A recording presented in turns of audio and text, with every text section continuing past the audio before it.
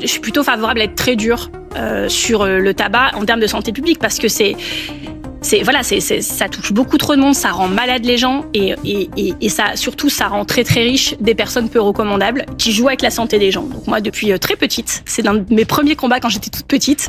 Ce truc m'a toujours frappé, le truc du tabac. Mais donc le tabac, interdire. Je vous repose la question. Potentiellement, pourquoi on va pas regarder, parce qu'en fait, pourquoi pas en tout cas. Faut regarder comment on fait reculer le tabagisme dans la société. Ça, moi, j'y tiens beaucoup. J'ai fait partie des gens qui étaient, moi, quand j'étais étudiante, je pouvais pas aller dans les boîtes de nuit parce que ça me rendait vraiment malade. J'étais asthmatique. Et je me rappelle avoir passé 1 an pour, vous savez, les stages d'études en Suède où c'était interdit. Et je me suis dit, mais quand je vais rentrer en France, je pourrai plus retourner dans les boîtes, dans les cafés. Et ça a été interdit peu de temps après en France. Moi, ça m'a libérée. Ça a rendu ma vie plus simple. Mais la différence entre le tabac maintenant en France et la qualité de l'air, par exemple, c'est que le tabac, bon, les gens, ils choisissent quand même de fumer. C'est addictif.